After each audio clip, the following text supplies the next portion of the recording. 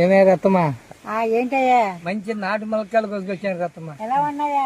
మొలకాయలు వేసి మసాలా కూర వండుగా రత్తమ్మా. సరేలేవయ్యా, అలాగే వండుతాను. ఇప్పుడు ఏదైనా గుళ్ళు వేసుకున్నాం. ఒక చిన్న చుప్ప ఎండు కొబ్బరి వేసుకున్నాం.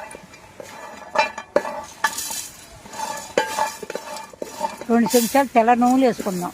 ఈ మసాలా దినుసులు అన్నీ దారుగా వేపుకోవాలండి.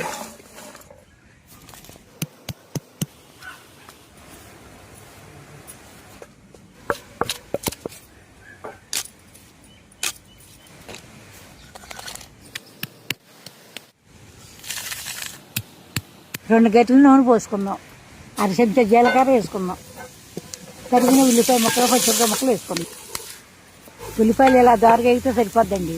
3 రెబ్బల కరివేపాకు వేసుకున్నాం. అల్లం వెల్లుల్లి పేస్ట్ వేసుకున్నాం. చిటికెడు పసుపు వేసుకున్నాం.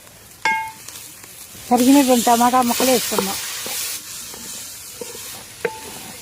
మసాలా పేస్ట్ వేసుకున్నాం.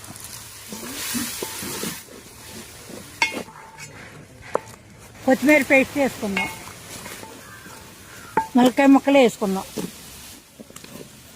రుచికి సరిపడంత సాల్ట్ వేసుకున్నాం. తగినంత కారం వేసుకున్నాం.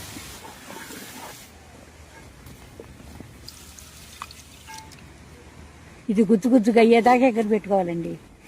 నూనె పై వేసి ఉడికిపోయినట్టేనండి. కొత్తిమీర వేసుకున్నాం.